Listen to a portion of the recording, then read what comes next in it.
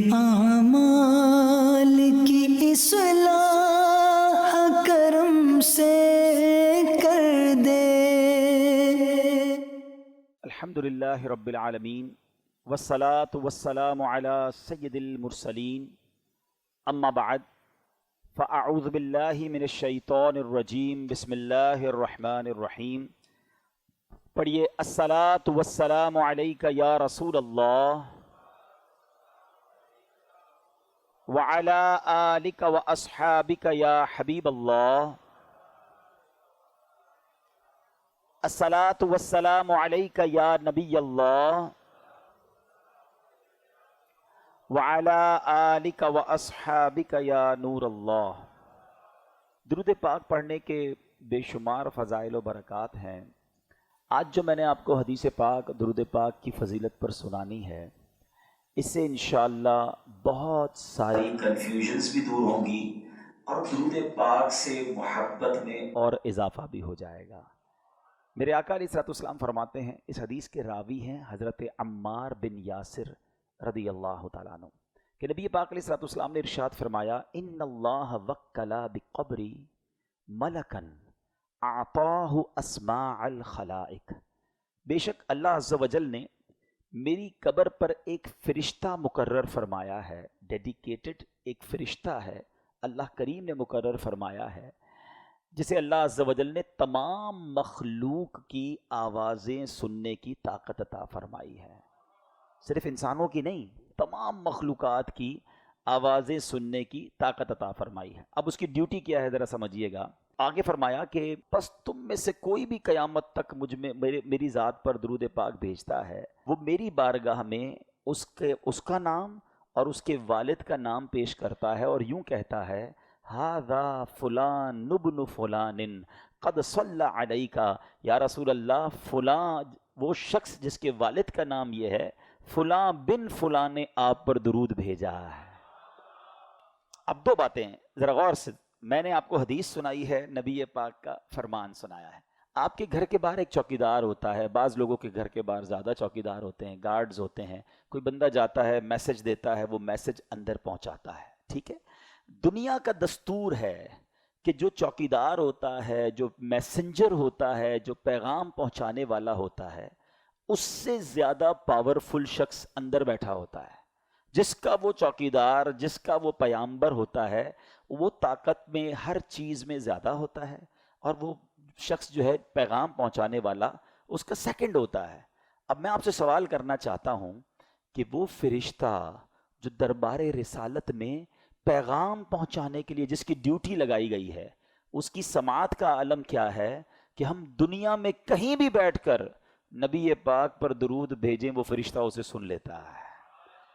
اچھا، کتنے درود پڑھے جا رہے ہیں کراچی میں، حیدرآباد میں، لاہور میں، اسلام آباد میں، پاکستان سے باہر نکلے تو انڈیا، بنگلہ دیش، انڈونیشیا، ٹرکی، ساری دنیا میں نبی پاک پر، امریکہ میں، یورپ میں، کہیں دن ہے، کہیں رات ہے، کہیں صبح ہے، کہیں شام ہے، یعنی ہر لمحہ ہزاروں، لاکھوں، کروڑوں درود پڑھے جا رہے ہیں۔ وہ فرشتہ سب کو لسن کر رہا ہے۔ اچھا، لسننگ پاور بھی ہے، اور ریکگنائزیشن پاور کیسا ہے؟ ٹھیک ہے، آج کل کالر آئی ڈی آ گئی ہے، ہمیں کوئی کال کرتا ہے تو پتہ چل جاتا ہے کون کال کر رہا ہے، مگر اس کا علم کتنا ہے کہ وہ یہ بھی پہچان لیتا ہے درود پڑھنے والا کون ہے اور اس کے والد کا نام کیا ہے۔ ٹھیک ہے، اب وہ فرشتہ جو دربار رسالت پر ڈیوٹی ہے جس کی، اس کی سماعت کا عالم یہ ہے، اس کے علم کا عالم یہ ہے، تو جس نبی کے در کا وہ دربان ہے، اس آقا کی سماعت کا عالم کیا ہوگا؟ مصطفیٰ کریم علیہ الصلوۃ والسلام کی سماعت کا عالم کیا ہوگا؟ میرے آقا کے علم کا عالم کیا ہوگا؟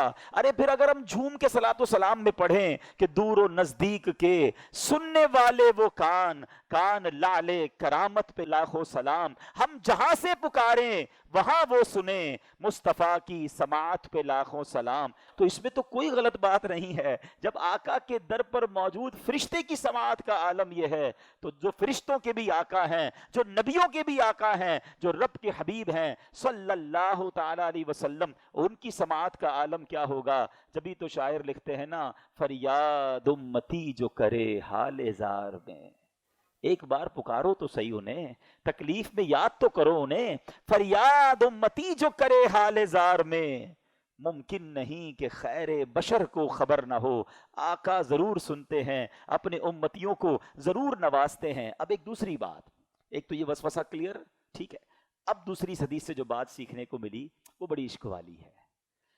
دنیا میں جس پرسنالٹی سے آپ کو بڑی محبت ہو، دل میں بڑی رسپیکٹ ہو، وہ کوئی بندہ آ کر آپ کو کہے یار آپ کا ذکر وہاں ہو رہا تھا، کیسا لگتا ہے؟ چلو ایگزامپل دیتا ہوں، آپ کی جس کے بھی آپ مرید ہیں، اگر آپ کو کوئی آ کر کہے کہ آپ کے پیر صاحب کے پاس آپ کا ذکر ہو رہا تھا، دیکھو چہرے کھل گئے، ابھی تو میں نے خالی نام لیا تو چہرے کھل گئے ہیں۔ اچھا واقعی میری بات ہو رہی تھی، ذرا دوبارہ بتاؤ نا کیا بات ہو رہی تھی، اچھا کیا حضرت نے کیا کہا ہے؟ بندہ 3-4 بار سنتا ہے وہ بات کہ میرا ذکر وہاں ہوا، جس سے آپ کو زیادہ رسپیکٹ ہو، وہاں آپ کی بات ہو جائے، آپ بڑے خوش ہو جاتے ہیں۔ مجھے سچ بتاؤ، ایک امتی کے لیے، ایک غلام کے لیے اس سے بڑی سعادت کیا ہے کہ وہ ادھر درود پڑھے، ادھر فرشتہ اس کا نام آقا کی بارگاہ میں پیش کرے۔ آقا کراچی میں رہتا ہے، آپ کا ایک امتی، اس نے آپ پر درود بھیجا ہے، ارے صرف میرا نہیں، میرے والد کا نام بھی پہنچ جا رہا ہے۔ اچھا ایک بار پڑھوں تو ایک بار نام پہنچ رہا ہے، 100 بار پڑھوں تو 100 بار نام پہنچ رہا ہے۔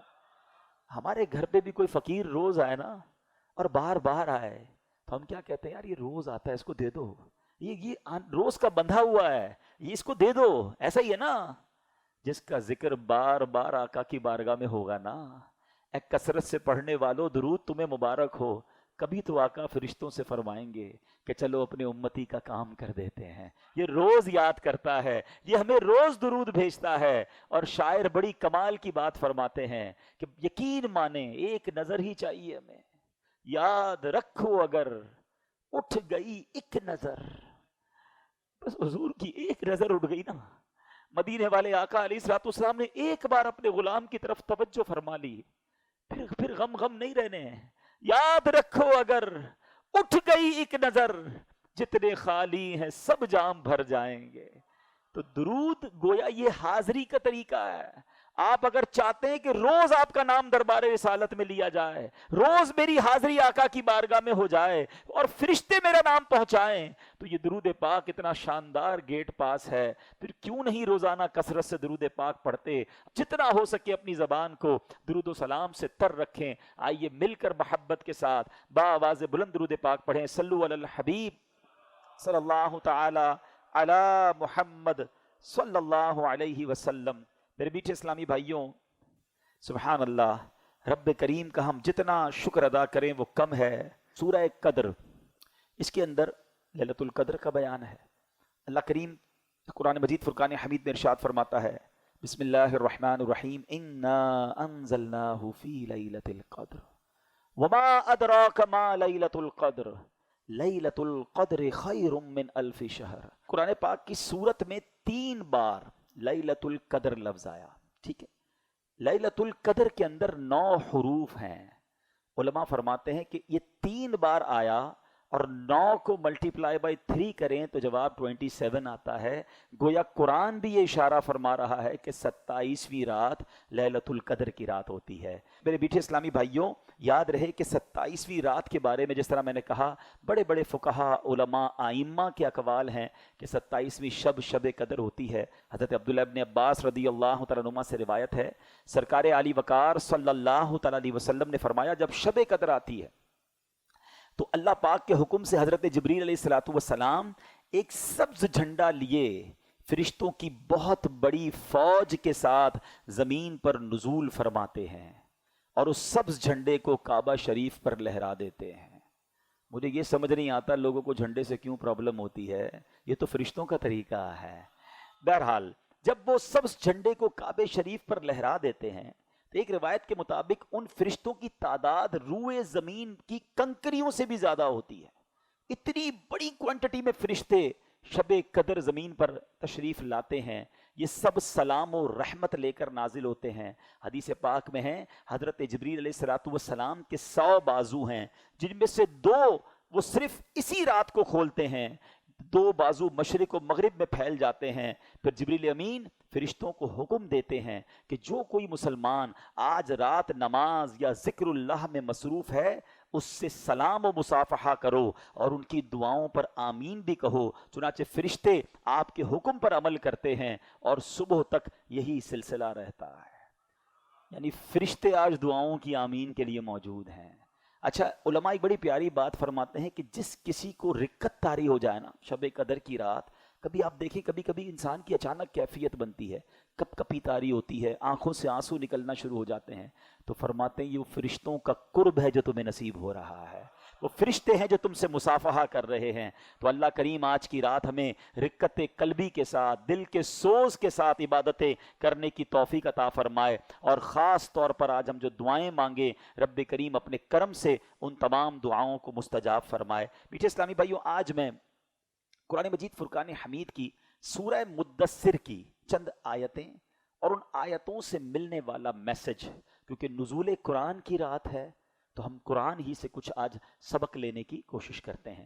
اللہ کریم قرآن مجید کی سورہ مدثر کی آیت نمبر 38 میں ارشاد فرماتا ہے کل نفس بما کسبت رہینا الا اصحاب الیمین فی جنات یتساءلون عن المجرمین ما سلککم فی سقر قالوا لم نک من المصلین ولم نک نطعم المسکین وَكُنَّا نَخُوضُ مَعَ الْخَائِضِينَ وَكُنَّا نُكَذِّبُ بِيَوْمِ الدِّينِ حَتَّى أَتَانَا الْيَقِينَ. یہ چند آیتیں ہیں، اس سے کیا میسج ہے؟ اور یہ بڑی یونیک باتیں ہیں جو شاید بہت سارے ہمارے بھائی آج پہلی بار سنیں گے. پہلے ان کا میں ایک ایک آیت کو لے کے چلتے ہیں تاکہ ایزیلی ہم سمجھ سکیں. پہلی آیت ہم نے سنی کل نفس بما کسبت رہینا، ہر جان اپنی کرنی میں گروی ہے. اب اس کے بارے میں علماء فرماتے ہیں کہ جب کسی کو کوئی قرض لینا ہوتا ہے تو قرض دینے والا گارنٹی مانگتا ہے کہ بھائی کوئی چیز رکھواؤ، رہن کہتے ہیں، گروی کہتے ہیں، گارنٹی کے طور پر رکھا جاتا ہے. اپنا قرض واپس دو گے تو بھائی یہ تمہاری چیز ہم واپس کر دیں گے. قرآن کہہ رہا ہے کہ اللہ کریم نے ہمیں زندگی بخشی ہے، ہاتھ پیر پاؤں آنکھ کان نفس سب چیزیں ہمیں دی ہیں اور ہم پر احکام بھی لازم فرمائے ہیں. کچھ چیزیں ہم پر فرض کی ہیں، کچھ واجبات کی ہیں. اب ان فرائض و واجبات کے بدلے ہماری زندگی جو ہے، ہماری جان جو ہے، اللہ کریم کے یہاں گروی رکھی ہوئی ہے. یعنی یوں سمجھو اگر ہم یہ فرائض اور واجبات ادا کریں گے تو وہ جان کو جہنم سے چھڑا کر ہم جنت میں لے جائیں گے. اور جو اس کو نہیں چھڑا سکے گا، جو اپنے اعمال ٹھیک نہیں کرے گا، اپنے رب کو راضی نہیں کرے گا، تو جان تو گروی رکھی جا چکی ہے، اب اس کو چھڑوانا ہے اللہ کو راضی کر کے. آپ سمجھ رہے ہیں، قرضہ دے کر اپنی پراپرٹی واپس لینی ہے، اپنی جان جہنم سے چھڑوانی ہے. قرآن کہہ رہا ہے کہ ہر جان گروی رکھی ہوئی ہے. مگر آج کس کو فکر ہے اپنے قرضوں کی، اپنے ڈیٹ کی، اپنے اکاؤنٹس کی فکر تو ہم کرتے ہیں، یار اتنے دینے ہیں اتنے لینے ہیں. کبھی یہ سوچا کہ یہ جان بھی واپس لینی ہے؟ ورنہ یہ اگر وہاں سے نہ نکلوا سکا اللہ کو راضی کر کے تو پھر جہنم ٹھکانہ ہو سکتا ہے. اے میرے میٹھے اسلامی بھائیوں، ہمیں ایسا یاد رکھنا چاہیے کہ ہمیں اعمال ہم کیسے کر رہے ہیں. مثال کے طور پہ اگر آج میں یہ اعلان کروں کہ کوئی ایک بھائی ایسا ہے جو پچھلی رمضان سے لے کر اس رمضان تک پورے دن اور رات کے اپنے اعمال کھڑے ہو کے سنا دے، تو آپ کہیں گے یہ کیسے پاسبل ہے، ہمیں تو کچھ بھی یاد نہیں ہے. اچھا پورے سال کو چھوڑیں، آج صبح سے لے کر رات تک ایک ایک منٹ میں کیا کیا بتائیے. شاید ہمیں یہ بھی نہیں پتا، مگر ہم بھول گئے ہیں. اللہ کے یہاں اس کا سارا ریکارڈ ہے، یہ سب چیزیں وہاں سیکیور ہیں. اچھا پہلے جو ہے نا نامہ اعمال سمجھنا تھوڑا مشکل تھا، سائنس نے ہماری بہت چیزیں آسان کر دی ہیں. یار ایک ایک عمل کیسے لکھا جائے گا، ایک ایک نیکی کیسے لکھی جائے گی، کتنا بڑا چیپٹر بن جائے گا، کتنا بڑا رجسٹر ہوگا.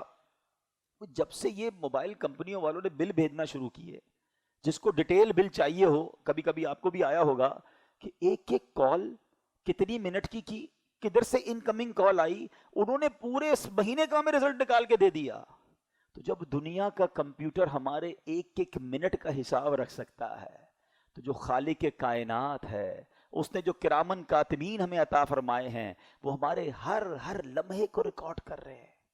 اور ایک بات یاد رکھیے گا، میں اور آپ بھول جائیں گے، اللہ کریم کی بارگاہ میں بھول نہیں ہے. بڑی خوبصورت حدیث ہے، ہم ہر جمعے کے خطبے میں سنتے ہیں. شاید ہم میں سے کوئی، میں پڑھوں گا تو یاد بھی آ جائے گا، ہاں یار یہ والے جملے سنتے تو ہیں، مانا تو پتہ نہیں ہوتا، ہم تو سر جھکائے جمعہ کا خطبہ سن رہے ہوتے ہیں، کبھی ایک بار بھی کوشش نہیں کی کہ امام صاحب سے یا کہیں سے انٹرنیٹ سے ہی ڈاؤن لوڈ کر لیں کہ یار جمعے کے خطبے میں امام صاحب کہتے کیا ہیں. ہم تو ٹائم دیکھ رہے ہوتے ہیں بس کب خطبہ ختم ہو، کب 2 فرض ختم ہو اور کب نکلیں. ارے یہ شاندار پیغامات ہوتے ہیں جمعے کے خطبے میں. وہ حدیث کیا ہے؟ البر لا یبلا. سنیے نا، آپ کو یاد آئے گا کہ جمعے کے خطبے میں سنتے ہیں البر لا یبلا والذنب لا ینسا والدیان لا یموت اعمل ما شئت کما تدین تدان. یہ ایک ایک لفظ جو ہے نا اتنا کمال کا ہے، اتنا وزن رکھتا ہے، جھنجھوڑ کے رکھتا ہے انسان کو. مطلب کیا ہے؟ البر لا یبلا، سن لو نیکی کبھی پرانی نہیں ہوتی. والذنب لا ینسا، گناہ بھلایا نہیں جاتا. میں اور آپ بھول گئے، گناہ کر کر کے بھول گئے. ہم تو اتنے عجیب لوگ ہیں، ہمیں نیکیاں یاد ہیں. ہمارے بزرگان دین فرماتے نیکیاں کر کے بھول جاؤ، گناہ کر کے یاد رکھو، تاکہ گناہ یاد ہوں گے تو توبہ کرو گے نا. ہم میں سے کسی کو گناہ یاد ہی نہیں. ہم کو تو لگتا ہے ہم سے بڑا نیکی کوئی نہیں. پورے رمضان میں روزے رکھے، تراویح پڑھی، ختم قرآن، سیدھی جنت کی ٹکٹ ہی مل گئی ہم کو. تو او بھائی جو وہ گناہوں کے رجسٹر بھرے ہوئے ہیں، جو حرام بولنا، حرام دیکھنا، حرام کھانا، پتہ نہیں کیا کیا اللہ کے ناراضی والے کام کیے، وہ کدھر گئے؟ وہ یاد بھی نہیں رہتے کہ شرمندگی آئے. تھوڑی سی نیکی کرتے ہیں اور سیلف سیٹسفیکیشن شروع ہو جاتی ہے کہ ماشاءاللہ کتنی نیکیاں کر لیں. ارے جو تمہارا گناہوں کا رجسٹر بھرا ہوا وہ کدھر گیا؟ ہم تو ملتے ہیں نا لوگوں سے، تو اتنا عجیب حال ہے لوگوں کا. ملیں تھوڑی دیر 5-10 منٹ کی ملاقات ہو تو جو صاحب ہوں گے وہ کہیں گے الحمدللہ اللہ نے بڑا کرم کیا ہے، میں رجب شعبان رمضان کے بھی روزے رکھتا ہوں، اللہ نے بڑا کم کیا. 2005 سے ہر سال عمرے پہ جاتے ہیں، اتنے حج بھی کیے ہیں، وہ مسجد بنی ہمارے علاقے میں اس کی چھت بھی ہم نے ڈلوائی ہے، تو یہ بھی میرے گھر کے باہر بھی میں اپنے ملازمین کو کھانا بھی کھلاتا ہوں. 5-10 منٹ میں 15 سال کی نیکیاں گنوا دی. اچھا ڈر لگتا ہے، ورنہ کبھی کبھی تو جی چاہتا ہے پوچھ لوں کہ حضرت کل جو جھوٹ بولا تھا وہ یاد ہے؟ 15 سال پرانا حج یاد ہے؟ آج صبح بدنگاہی کی تھی وہ یاد ہے؟ تھوڑی دیر پہلے موبائل اٹھایا تھا اور اس موبائل سے آپ نے گناہ کما لیا، وہ یاد ہے آپ کو؟ ذرا سوچیں شیطان نے کس طرح جکڑا ہوا ہے ہمیں کہ ہمیں نیکیاں یاد رکھوا رہا ہے. Nobody remember the sins، حالانکہ گناہ یاد رکھنے، اور ہم بھول بھی گئے نا. حدیث پاک ہے وَالذَّنبُ لَا يُنسَى، ادھر گناہ نہیں بھلایا جائے گا، وہاں لکھا گیا. اور پھر آگے کیا فرمایا؟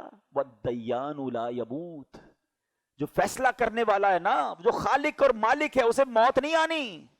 ہم مریں گے، اسے موت نہیں آنی. اور جو اگلا جملہ ہے اللہ اکبر، اعمل ما شئت کما تدین تدان، کر لے جو کرنا ہے، جیسی کرے گا ویسی بھرے گا. ہم سوچتے ہیں کبھی کہ ہم کر کیا رہے ہیں؟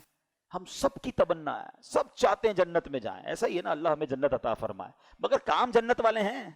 ہم خیابان حافظ پہ ہیں، ٹھیک ہے، جس کو آگے جانا ہے، آگے کی طرف مین اور اتحاد اور آگے کی طرف جانا ہے تو وہ ادھر جائے گا، اور جس کو کلفٹن کی طرف جانا ہے تو وہ رائٹ جائے گا. ایسا ہی ہے نا. کوئی جائے اس طرف اور کہے مجھے کلفٹن پتہ نہیں کیوں نہیں آ رہا، تو لوگ کہیں گے حضرت آپ نے روڈ غلط چوز کر لیا ہے، اس ڈیفینس کا راستہ ہے، یہ کلفٹن کا راستہ ہے، گزری کا راستہ یہ والا ہے. ایسا ہی ہے نا، سب جنت جانا چاہتے ہیں، روڈ کون سا بنایا ہوا ہے؟ یہ سوچنے والی بات ہے. کوئی بندہ سیب کا بیج بوئے اور دعا کرتا رہے یا اللہ آم نکل آئیں، تو لوگ کیا کہیں گے؟ بھائی جو بو گے وہی نکلنا ہے، ہم بو کیا رہے ہیں؟ پلیز اپنی رمضان کے بعد والی زندگی پر غور کریں. کیا ہم نے صرف رمضان میں، اور وہ بھی رمضان کی طاق راتوں میں اللہ کے گھر میں آنا ہے؟ کیا اس کے بعد رب سے دوستی نہیں رکھنی؟ کیا اپنے اعمال درست نہیں کرنے؟ ورنہ وہ جو جان گروی رکھی ہے جو رب نے قرآن میں فرمایا، وہ کیسے چھڑاؤ گے؟ اب آگے سنیے اگلی آیت، اللہ کریم 39 نمبر آیت میں کیا ارشاد فرماتا ہے؟ مگر داہنی طرف والے، جو دائیں طرف والے ہیں نا، سبحان اللہ، ان سب کے لیے تو بڑی اچھی خبر دی گئی. میرے پیچھے اسلامی بھائیوں، اب داہنی طرف والے کے بارے میں بہت ساری باتیں علماء کرام فرماتے ہیں کہ اصحاب یمین یہ لوگ ہیں جو جہنم سے آزاد کروا کر جنت میں جانے کے حقدار ہوں گے، اور یہ اللہ کے نیک بندے ہوں گے. امام قرطبی رحمۃ اللہ تعالی فرماتے ہیں کہ ہر وہ شخص جو اپنے اعمال پر بھروسہ رکھتا ہے اسے اس کے اعمال کے سپرد کر دیا جائے گا، اور جو اپنے اعمال پر نہیں اللہ پاک کے فضل اور رحمت پر بھروسہ کرتا ہے وہ اصحاب الیمین میں سے ہے، یہ جہنم سے آزادی پا کر حقدار جنت بن جائے گا۔ اللہ کی رحمت پر ہمیں ٹک ٹکی باندھنی ہے، نیکیاں کرنی بھی ہیں مگر اپنے اعمال پر بھروسہ نہیں رکھنا۔ ایک بڑا عجیب واقعہ میں نے پڑھا، حضرت عطا سلمی رحمۃ اللہ تعالی علیہ، یہ اللہ والے تھے، خوف خدا والے تھے۔ ایک بار بازار میں کپڑے کا کام تھا ان کا، یہاں بھی بہت سارے کلاتھ کے ٹریڈرز بیٹھے ہوں گے، کپڑا بہت خوبصورت بنایا انہوں نے، سلا کڑھائی وغیرہ کی، جا کے بازار میں کپڑا بیچنے گئے۔ جب وہ کپڑا بیچا تو جو ایکسپرٹ تھا، خریدار تھا، اس نے اس کپڑے کو لیا اور اس نے کہا اس میں تو اسٹچنگ پرابلم ہے، کلر بھی ٹھیک نہیں ہے، فلاں بھی پرابلم ہے، فلاں بھی ڈیفیکٹ ہے۔ وہ ڈیفیکٹ بتاتے گئے، یہ اللہ والے رونے شروع ہو گئے، بازار میں کھڑے ہو کر رونا شروع ہو گئے۔ تھوڑی دیر بعد اس نے کہا اب روئیں تو نہ، ٹھیک ہے آپ کا جیسا بھی کپڑا خرید لیتا ہوں، آپ کو پیسے دے دیتا ہوں، آرام سے روئیں تو نہ۔ کہتے میں اس لیے نہیں رو رہا کہ تم نے میرا کپڑا نہیں خرید رہے، میں اس لیے رو رہا ہوں کہ میں نے اپنے طور پر اس کو پرفیکٹ بنایا، اس کا کلر اسکیم بھی صحیح ہے، میں نے چیک کی، میں نے اسٹچنگ بھی ٹھیک کی، میں نے سلائی کڑھائی بھی ٹھیک کی۔ جب یہ کسی باہر کے ہاتھ میں آیا تو اس نے اس میں عیب نکالنا شروع کر دیے۔ میں نے تو اپنے طور پر سجدے ٹھیک کیے ہیں، روزے ٹھیک رکھے ہیں، عبادتیں ٹھیک کی ہیں، لیکن جب یہ میرے اعمال بارگاہ الہی میں قیامت کے دن پیش ہوئے اور مجھے یہ کہہ دیا گیا کہ تیرے سجدوں میں اخلاص نہیں تھا، تیرے صدقوں میں للہیت نہیں تھی، تیری عبادتوں میں یہ قصور تھا، تو اللہ کے لیے نہیں لوگوں کے لیے کرتا تھا، تو میں قیامت کے دن کیا کروں گا؟ میں تو تہی دامن رہ جاؤں گا۔ تو اے میرے میٹھے اسلامی بھائیوں، یاد رکھیے ہمیں اعمال بھی کرنے ہیں، وہ اللہ کی رضا کے لیے کرنے ہیں، اور اس کے ساتھ ساتھ کبھی اپنے اعمال پر سیٹسفیکیشن نہیں لانی کہ میں بڑا نیک، میں حاجی، میں نمازی، میں صدقہ کرنے والا، ارے میں کچھ بھی نہیں۔ اگر اللہ نے عدل کیا، انصاف کیا تو مارا جاؤں گا۔ ہم اللہ سے دعا کرتے ہیں، مولا آج 27ویں شب تیرے دربار میں التجا کر رہے ہیں کہ مولا یہ جتنے آئے ہیں تیرے انصاف کے نہیں، تیری رحمت کے سوالی بن کر آئے ہیں، فقط اپنی رحمت سے ہمیں داخل جنت فرمانا، ہماری مغفرت فرما دینا۔ سنو ایک اور واقعہ، پچھلی امتوں میں ایک بزرگ ہوا کرتے، بیچ سمندر میں ایک پہاڑ پر تنہا رہتے تھے۔ اللہ پاک نے ان کے لیے انار کا ایک درخت اگایا تھا اور ایک میٹھے پانی کا چشمہ بھی نکالا تھا۔ انار کھاتے، پانی پیتے، دن رات اللہ کی عبادت کرتے۔ اسی حال میں 500 سال گزر گئے، 500 سال، ٹھیک ہے؟ اب کوئی سوچے نا، گناہ ہی نہیں ہے نا، عبادت ہی عبادت ہے۔ حضرت اسرائیل علیہ السلام تشریف لائے، انہوں نے کہا کہ آپ کی روح قبض کرنے آیا ہوں، کہا مجھے اتنی مہلت دے دیں کہ میں وضو کر کے 2 رکعت نماز ادا کروں، اور جب میں سجدے میں جاؤں نا اس وقت میری روح قبض کر لیجئے گا۔ زندگی بھی کیسی گزری؟ حضرت اسرائیل نے کہا میں تمہارے لیے اتنی مہلت لے کر آیا ہوں۔ 2 رکعت پڑھی اور آپ نے سجدے میں اس کی روح قبض کر لی۔ ایسا نیک بندہ اللہ کی بارگاہ میں جب حاضر ہوا، اب ذرا سنیے گا بات، حدیث پاک میں ارشاد ہوا کہ اس بندہ خدا کو 500 سال جس نے عبادت کی اور سجدے میں جس کی روح قبض کی گئی، اس کو اللہ کی بارگاہ میں لایا جائے گا۔ فرشتوں کو اللہ حکم دے گا، اذهبوا بعبدی الی جنتی برحمتی، کہ میرے بندے کو میری رحمت سے جنت میں لے جاؤ۔ وہ بندہ کیا کہے گا؟ اے اللہ میرے عمل رحمت سے کیوں؟ اتنی نیکیاں، اتنے عمل، مجھے تو میرے عمل کی وجہ سے جنت میں جانا چاہیے۔ اللہ اکبر، اللہ فرمائے گا اسے واپس لے آؤ۔ میزان لگایا جائے گا، ترازو لگایا جائے گا، اس کی 500 سال کی عبادتوں کو ایک پلڑے میں رکھا جائے گا، اور اللہ حکم دے گا کہ میری ایک نعمت آنکھ جو ہے نا، اس کو دوسرے پلڑے میں رکھ دو۔ جو نعمت میں نے اس کو آنکھ دی تھی یہ دوسرے پلڑے میں رکھ دو۔ اللہ اکبر، صرف آنکھ کا وزن وہ 500 سال کی عبادت سے بڑھ جائے گا۔ اب ارشاد ہوگا کہ میرے بندے کو میرے عدل سے، پہلے رحمت سے جنت میں جانے کا حکم دیا تھا نا، فرمایا میرے بندے کو میرے جسٹس سے، میری عدل سے اسے جہنم میں لے جاؤ۔ اب وہ گھبرا کر عرض کرے گا مولا معاف کر دے، اے اللہ تیری رحمت سے بھیج دے، اے اللہ میں تیری رحمت سے جنت میں جانا چاہتا ہوں۔ اللہ اکبر، اللہ پھر ارشاد فرمائے گا اذهبوا بعبدی الی جنتی برحمتی، میرے بندے کو میری رحمت سے جنت میں لے جاؤ۔ یہ ہے اللہ کی رحمت، ورنہ اللہ نے نعمتیں اتنی دی ہیں نا، ہم سر سجدے سے ساری زندگی نہ اٹھائیں، تو ایک نعمت کا بھی ہم شکر ادا نہیں کر سکتے، پھر وہ بندہ کیسے اللہ کی نافرمانی کرتا ہے جو اس کی رحمتوں اور نعمتوں کے بوجھ تلے دبا ہوا ہے۔ پلیز میرے میٹھے اسلامی بھائیو سمجھو اس بات کو، اللہ نے جس پر رحمت کی وہی بخشا جائے گا۔ وہ پنجابی شاعر کہتے ہیں نا، عدل کرے تے تھر تھر کمبن اچیاں شانہ والے۔ اے اللہ اگر تو عدل کرے گا تو بڑی بڑی شان والے بھی گھبرا اٹھیں گے۔ عدل کرے تے تھر تھر کمبن اچیاں شانہ والے، فضل کرے تے بخشے جاسن میں ورگے منہ کالے۔ اے اللہ فضل کرے گا تو میرے جیسے منہ کالے بخشے جائیں گے۔ تو اللہ کا فضل تلاش کرنا ہے، اپنے اعمال پر بھروسہ نہیں رکھنا، رب کی رحمت پر امید رکھنی ہے۔ اب وہ جنت میں جانے والے جہنمیوں سے بات کریں گے، جو اصحاب الیمین ہے نا، جو جنت میں چلے جائیں گے، وہ جہنمیوں سے کچھ سوال کریں گے۔ یہ بات آج سن لیجئے۔ وہ سوال کیا ہوگا؟ یتساءلون عن المجرمین، پوچھتے ہیں مجرموں سے، کیا پوچھیں گے؟ ما سلککم فی سقر، تمہیں کیا بات دوزخ میں لے گئی؟ واٹ از دا ریزن، تم کیوں دوزخ میں چلے گئے؟ اب ان دوزخیوں نے اپنے 4 قصور بتائے کہ ہم کس وجہ سے دوزخ میں چلے گئے، اور وہ خوش نصیب جنت میں جا کر دوزخیوں سے سوال کریں گے۔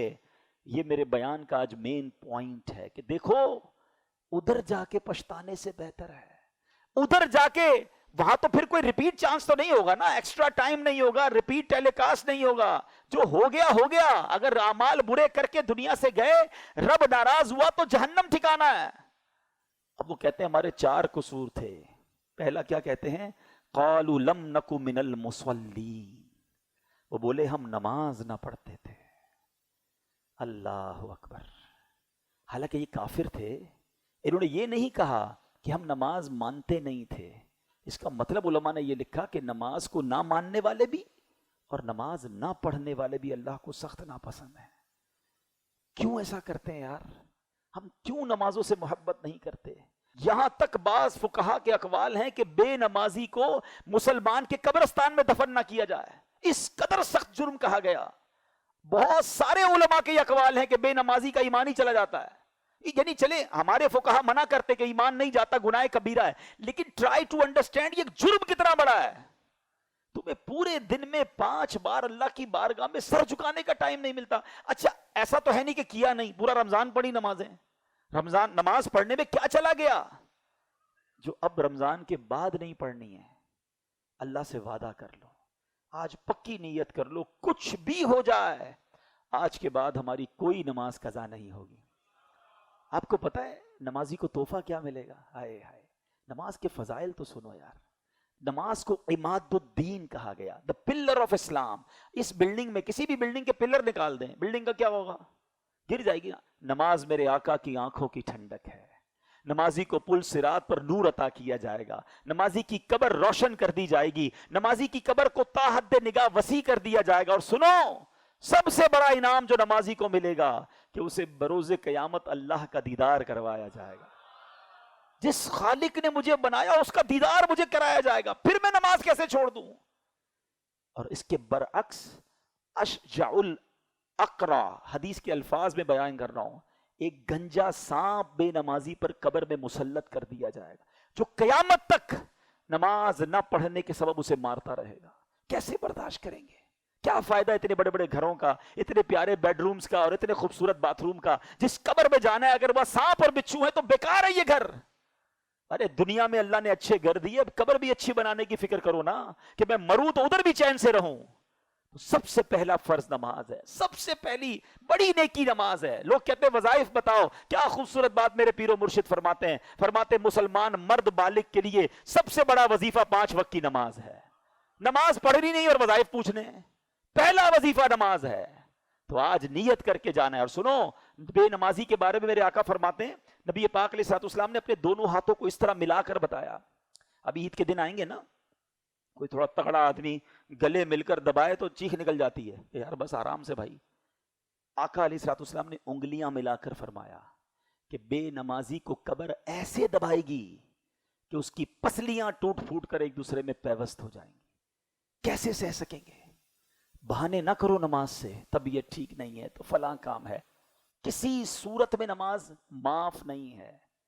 لیکن ہاں، یا تھوڑے تھوڑے بہانے پر، یار بس آج طبیعت ٹھیک، اگلے جمعے سے نماز پکی، بس ابھی 2 دن بعد نماز پڑھوں گا. نہیں، آپ جہاز میں ہیں، آپ ٹرین میں ہیں، آپ بس میں ہیں، آپ سفر میں ہیں، آپ گھر میں ہیں، آپ نے نماز پڑھنی ہے. اور یقین کریں، خوش نصیب ہیں وہ لوگ جو نماز کے پابند ہیں. یقین کریں، ان کو نماز کے بغیر چین بھی نہیں آتا. جو پکے نمازی ہیں نا، ان سے ملیں آپ کبھی، اور ماشاءاللہ یہاں بہت سارے ایسے ہیں، ان کو تو جس طرح کھانا نہیں کھائے بغیر چین نہیں آتا، لگتا ہے یار ابھی تک عشاء نہیں پڑی، یار ابھی میری ظہر باقی ہے. اب ان کو ریکال اندر سے آتی ہے، ان کو یاد نہیں کروانا پڑتا. جس دن تم نے نماز کی عادت بنا لی، نماز تمہاری زندگی کا حصہ بن جائے گی. تو آج نیت کر لیں انشاءاللہ. یہ جہنمیوں کا وصف میں نے بیان کیا ہے. وہ کہتے ہیں اس لیے جہنم میں آئے کہ ہم نماز نہیں پڑھتے تھے. ہمیں جنت میں جانا ہے نا انشاءاللہ، تو جنت والا روڈ بھی پکڑنا ہے نا. یہ نماز والا جنت والا روڈ ہے، یہ موٹر وے جنت کی طرف جا رہا ہے، جو 5 وقت نمازی بننے والا ہے. تو نیت کر لیں انشاءاللہ آج کے بعد ہماری کوئی نماز قضا نہیں ہوگی. اب آتے ہیں دوسرا قصور، وَلَمْ نَكُ نُطْعِمُ الْمِسْكِينَ. وہ کہتے ہیں اور مسکینوں کو کھانا نہیں دیتے تھے. پہلا قصور کیا تھا؟ نماز نہیں پڑھتے تھے. مسکین مانگنے آتے تھے، ہم ان کو نہیں دیتے تھے. یہاں زکوٰۃ نہ دینے والا، یہاں صدقہ واجبہ نہ دینے والا، صدقہ فطر ہے نا، اور وہ چیزیں جو واجبات میں ہیں، اور اس کے علاوہ بھی اللہ کی راہ میں خرچ کرنے سے بخل کرنے والا سوچے. جہنم میں جانے والے کاموں میں سے کام یہ ہے کہ بندہ مسکینوں کی مدد نہ کرے، اللہ کی راہ میں خرچ نہ کرے، غریبوں کا خیال نہ رکھے. میرا بھلا ہو جائے چاہے سب کا بیڑا غرق ہو جائے، یہ سوچ نہیں ہونی چاہیے. وہ رب کریم مال دینے والا ہے، تم خرچ کرو وہ تمہیں اور عطا فرمائے گا. حدیث پاک ہے، اللہ کے حبیب علیہ الصلوۃ والسلام فرماتے، دیکھیں 2 کیٹیگریز ہیں، بخل اور ایک ہے سخاوت، کنجوسی اور سخاوت. کیا خوبصورت حدیث ہے. اللہ کے نبی علیہ الصلوۃ والسلام فرماتے ہیں کہ جو سخی ہوتا ہے وہ اللہ کے قریب ہوتا ہے، جنت کے قریب ہوتا ہے، لوگوں کے بھی قریب ہوتا ہے، لوگ بھی اسے پسند کرتے ہیں، اور وہ جہنم سے دور ہوتا ہے. اور جو بخیل ہوتا ہے، کنجوس، فرمایا وہ اللہ سے دور، لوگوں سے دور، جنت سے بھی دور، دوزخ کے قریب ہوتا ہے. کبھی بخل کو قریب نہ آنے دینا. زکوٰۃ جب فرض ہو گئی تو اب نکالنی ہے، اب جتنی بھی ہے. اگر کروڑوں زکوٰۃ بنی ہے تو کس بات کی گھبراہٹ ہے؟ اللہ نے اربوں دیے تو کروڑوں بنی ہے نا. اگر تمہاری لاکھوں زکوٰۃ بنی ہے تو شکر ادا کرو، اللہ نے کروڑوں دیے تو لاکھوں زکوٰۃ بنی ہے. ارے زکوٰۃ دینے والا تو سجدہ بھی کرے اور اللہ سے عرض بھی کرے، مولا تیری مہربانی، تو نے دینے والا بنایا، مانگنے والا نہیں بنایا. زکوٰۃ دیتے ہو دل پر بوجھ، یار اتنے پیسے چلے گئے، کیسے، کس بات کا بوجھ ہے؟ دیا کس نے یہ سب کچھ؟ وہ جب چاہے واپس لے سکتا ہے. وَتُعِزُّ مَن تَشَاءُ وَتُذِلُّ مَن تَشَاءُ بِيَدِكَ الْخَيْرُ. ارے اللہ کی اس پکڑ سے ڈرنا کہ وہ جب چاہے. ہم نے دیکھا ہے اور آپ نے بھی دیکھا ہوگا کہ زکوٰۃ دینے والے زکوٰۃ لینے والے بن جاتے ہیں. ایسے پہیا گھومتا ہے، ایسے بربادی آتی ہے کہ بندہ راتوں رات کنگال ہو جاتا ہے. تو ان نعمتوں پر، اس مال و دولت پر اترانا نہیں ہے. اگر تم کسی کو دیتے ہو تو یہ سمجھ لو یہ رب کا تم پر احسان ہے. کسی کو دے کر یہ نہ سمجھنا یہ غریب ہے. کبھی کبھی سوچا کرو یار، جب ہمارے دروازے پر ہمارا ملازم، ہمارا کوئی پرانا رشتہ دار یا کوئی غریب آ کر کہتا ہے کہ میرے گھر میں کھانے کو نہیں ہے، یا میری بہن کی شادی ہے، جہیز کے لیے پیسے نہیں ہیں، ماں بیمار ہے، ہاسپٹل کے لیے رقم نہیں ہے، کبھی سوچا آپ نے اس کی جگہ میں بھی تو ہو سکتا تھا؟ کبھی یہ کیفیت مجھ پر آتی تو کہ بچے گھر میں جاتا اور کہتا ہے کہ ابو کھانے کو کچھ نہیں ہے، اور میں کسی کا دروازہ کھٹکھٹاتا اور کہتا کہ میرے بچے بھوکے ہیں، مجھے راشن دے دو. یہ کیا میرے ساتھ اور آپ کے ساتھ ہم کوئی ایکسٹرا لوگ ہیں جو ہمیں اللہ نے یہ موقع دیا؟ ہم نے کیا ایسا کام کر لیا؟ کیا ہماری ایسی صلاحیت ہے کہ اللہ پاک نے ہمیں دینے والا بنا دیا اور پھر دینے میں دل نہیں چلتا؟ اگر وہ دن کبھی مجھ پر اور آپ پر آتا تو ہم کیا کرتے؟ یہ چھوٹے چھوٹے بچے، ٹھیک ہے اس میں کچھ غلط لوگ بھی ہوتے لیکن غریب بھی تو ہوتے نا، جو دروازہ ہمارا بجا کر ہمارا شیشہ صاف کرتے. کتنے چھوٹے چھوٹے بچے ہیں. ہمارا بچہ گھر میں اسکول جا رہا ہے، اچھے کپڑے پہن رہا ہے، جو چاہے چاکلیٹ کھاتا ہے، آئس کریم کھاتا ہے. وہی بچہ اگر کسی کے گاڑی کا شیشہ صاف کر رہا ہوتا تو شکر کا مقام نہیں ہے. دیتے ہو اور اتراتے ہو، دیتے ہو اور جھاڑتے ہو، کہتے ہو بار بار مانگنے آ گیا. ارے کبھی کسی غریب کو جھڑکنا نہیں. نہیں دینا تو نہ دو یار، جھڑکو تو نہیں، اس کی عزت نفس تو متاثر نہ کرو. صدقہ دے کر اترانا نہیں، احسان نہ جتانا. بس اللہ کا شکریہ ادا کرتے رہنا کہ اللہ تو نے مجھ جیسے گناہگار، مجھ جیسے خطا کار دینے والا بنا دیا. اتنا مال دیا کہ ساری زندگی کھاؤں تو ختم نہیں ہوگا. اتنی نعمتیں دی کہ مجھے پتہ ہی نہیں کتنی نعمتیں میرے پاس، پھر بھی شکر نہیں ہے. تو پلیز تم خرچ کرو. اور یہ مہینہ ہے، یا اب عید کے دن آ رہے ہیں نا، ڈھونڈیے ان لوگوں کو جو پریشان ہیں. کسی ایک گھر میں تو عید اچھی کر دو، کسی ایک کے بچوں کو تو اچھا راشن، اچھے کپڑے دلا دو. جو سفید پوش لوگ ہوتے ہیں نا، وہ مانگتے نہیں ہیں. آپ کے اپنے رشتہ داروں میں ایسے لوگ ہوں گے، جی ہاں، جو آپ کو مانگنے نہیں، آپ کہتے مانگنے آئے نہیں اس لیے دیا نہیں. ارے جو اصل حقدار ہوتا ہے وہ نہیں مانگ سکتا، وہ بیچارہ قرضہ لے لے گا، کسی کے آگے ہاتھ نہیں پھیلائے گا کہ کیسے کہوں کہ مجھے پیسے چاہیے، ساری زندگی میں کبھی مانگا ہی نہیں تھا. ڈھونڈو ایسے لوگوں کو، بغیر مانگے دے دیا کرو، دل سے دعا نکلے گی. الحمدللہ. اور آپ کے اس کام کو دعوت اسلامی نے بھی آسان کیا کہ دعوت اسلامی کا ایک باقاعدہ ڈپارٹمنٹ ہے FGRF. 25-26 لاکھ مسلمانوں تک ہم نے راشن پہنچایا، پکا ہوا کھانا پہنچایا، اور ان کی عزت نفس کے ساتھ پہنچایا. ہم نے ان کو لائنوں میں لگا کر نہیں بانٹا، کسی نے ہمیں ریکویسٹ کی اس کو جا کر ضروری نہیں دیا ہو. ہم نے خود ڈھونڈے علاقوں میں جا کر ایسے لوگ، کیونکہ ہر علاقے میں ہمارے اسلام بھائی موجود تھے کہ دیکھو کون پریشان ہے، کس کی نوکری چھوٹ گئی ہے، کون بیوہ ہے. اس کی لسٹیں بنائیں اور کوشش کی ان کے دروازوں پر راشن کا تھیلا رکھ کے آ جائیں، رات کے اندھیرے میں جا کے رکھ کے آ جائیں. کوئی تصویر نہیں کھینچنی تاکہ ان بیچاروں کی جگ ہسائی نہ ہو. تو آپ کو اگر یہ مسکینوں کی مدد کا شوق ہے اور اس میں مدد کرنا چاہتے ہیں، موجود ہے دعوت اسلامی کا ڈپارٹمنٹ FGRF. آپ اس کے ذریعے اپنی زکوٰۃ، اپنی خیرات اور اپنا ڈونیشن دیجئے تاکہ اسی طرح مسلمانوں کی مدد ہوتی رہے. معذور بچوں کے سینٹر بنائے دعوت اسلامی نے. الحمدللہ تھیلیسیمیا کے مریض بچوں کے لیے بلڈ بینکس کا انتظام کر رہی ہے دعوت اسلامی. کتنے پریشان ہوتے ہیں، 5-10 ہزار روپے لگ جاتے ہیں ہر 15 دن بعد خون کے لیے. الحمدللہ فری آف چارج 40,000 سے زیادہ خون کی بوتلیں دعوت اسلامی نے مہیا کر دی. تو یہ جو مسکینوں کی مدد اور پریشان حالوں کی مدد کا انداز ہے، خود کریں سب سے پہلے. میں تو کہتا ہوں آپ خود کریں، اپنے ہاتھوں سے کریں، اپنے غریب رشتہ داروں کو پہلے دیں. اور اگر آپ کو لگتا ہے کہ میں پراپرلی نہیں کر سکوں گا تو اب آپ کی دعوت اسلامی آپ کے پاس موجود ہے جو آپ کے اس کام کو آسان کرتی ہے. تو آگے بڑھ کے ہمیں یہ کام کرنا چاہیے. تو بہرحال میرے میٹھے اسلامی بھائیوں، اب ان اہل جہنم کا اگلا قصور کیا تھا؟ وہ کہتے ہیں وَكُنَّا نَخُوضُ مَعَ الْخَائِضِينَ. تیسرا جرم، بےہودہ فکر والوں کے ساتھ بےہودہ فکرے کرتے تھے. ایسے دوست جو گندی باتیں کریں، گندی چیزیں بتائیں، تھوڑا سا پتہ چل جائے کہ کون سی ویب سائٹ، تو کون سا چینل ہے، تو کون سا کلپ ہے، تو کون سا معاملہ، ڈھونڈ ڈھونڈ کے یہ کام کرنا. سوچو یہ وہ جہنم میں جانے والے تھے جنہوں نے یہ کام کیا تھا. بےہودہ دوستوں کی محفلیں بڑی اچھی لگتی ہیں، ڈھونڈ ڈھونڈ کے ایسے علاقوں میں جاتے ہیں، ایسی چیزوں کو دیکھتے ہیں. نہ کریں ایسا، یہ اللہ کو سخت ناپسند ہے. ہمیں اگر کوئی ایسی چیز آنکھوں کے سامنے بھی آ جائے تو فوراً ہٹائیں اسے، استغفار پڑھیں اور اپنے آپ کو ان گناہوں سے بچائیں. یہ آج کل بوائے فرینڈ گرل فرینڈ جو کلچر چلا ہوا ہے، رات بھر دیر دیر تک جو باتیں ہو رہی ہیں اور کہتے ہیں نہیں جناب ہم تو صرف بات کرتے، یہی تو وہ بےہودگی ہے. اور یاد رکھیے گا، پہلے آنکھ بہکتی ہے، پھر دل بہکتا ہے، اور پھر شرمگاہ بہکتی ہے. اسی لیے اسلام نے اور قرآن نے ہمیں یہ نہیں کہا کہ تم زنا میں نہ پڑنا، کہا گیا زنا کے قریب بھی نہ جانا. تو یہ زنا کے قریب جانے والی باتیں نا، جو بےہودگی والی باتیں ہیں، ہمیں ایسے لوگوں سے دور رہنا ہے. اور ان کا چوتھا جرم کیا تھا؟ وَكُنَّا نُكَذِّبُ بِيَوْمِ الدِّينِ. اور ہم انصاف کے دن کو جھٹلاتے تھے. قیامت کے دن پر یقین نہیں تھا. یہ تو غیر مسلم تھے، مگر آج بینگ اے مسلم ہم میں سے کس کس کو فکر ہے قیامت کے دن کی؟ آپ کا کوئی انٹرویو ہو ایمبیسی کے اندر، کتنی تیاری کرتے ہیں؟ 2-4 دوستوں کو فون بھی کرتے ہیں، یار ذرا بتاؤ کیا کیا سوال ہوتے ہیں. میری جاب کا انٹرویو ہے، ذرا بتاؤ مجھے کیا کیا سوال ہو سکتے ہیں. میرا فلاں جگہ کا ٹیسٹ ہے، کوئی گیس پیپر مل جائے تاکہ اس سے تیاری کر لوں، ٹیسٹ میں فیل نہ ہو جاؤں. اسٹوڈنٹ کو دیکھیں جیسے امتحان قریب آتا ہے اس کی نیند اڑ جاتی ہے.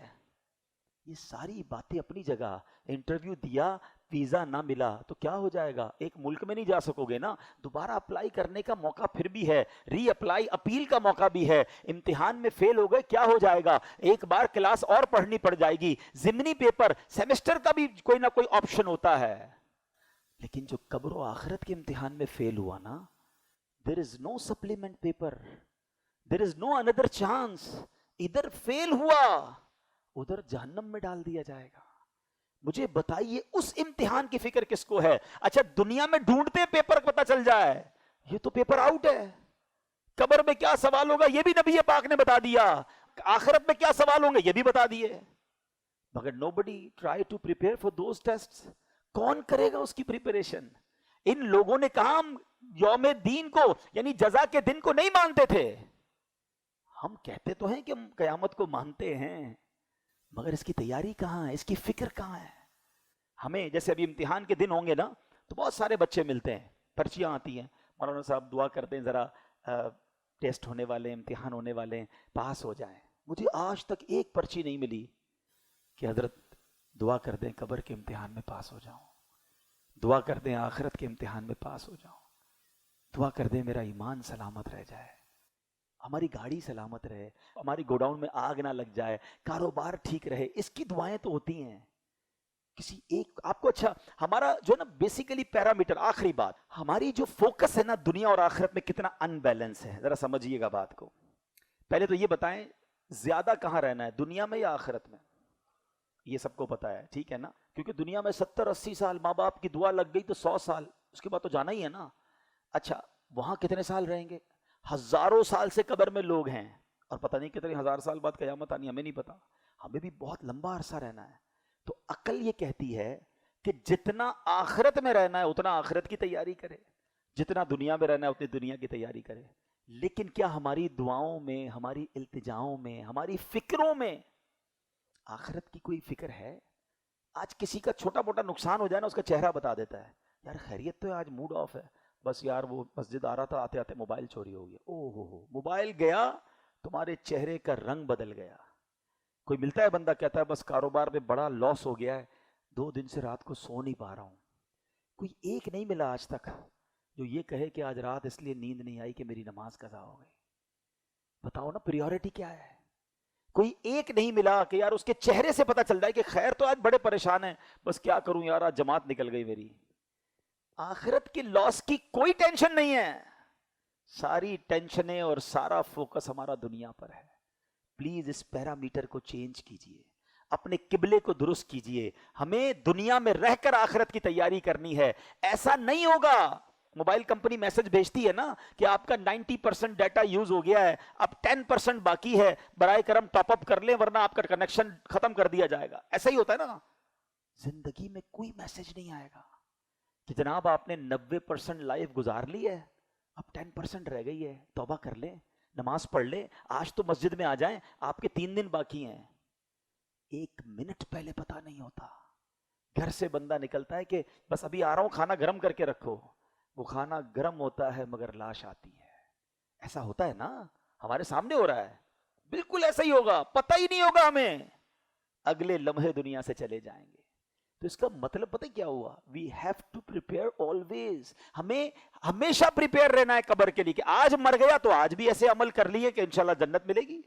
اور اگر ایسا نہیں ہے تو دیر از نو ایکسٹرا ٹائم. اسی زندگی میں ہمیں آخرت کی تیاری کرنی ہے. انشاءاللہ آج کے بعد جو زندگی گزرے گی وہ اللہ کی اطاعت میں گزرے گی. ہماری نمازوں کی پابندی میں گزرے گی، نبی پاک کی سنتوں میں گزرے گی، حرام روزی سے بچ کر گزرے گی، انشاءاللہ اللہ کی فرما برداری میں گزرے گی. میرے آمال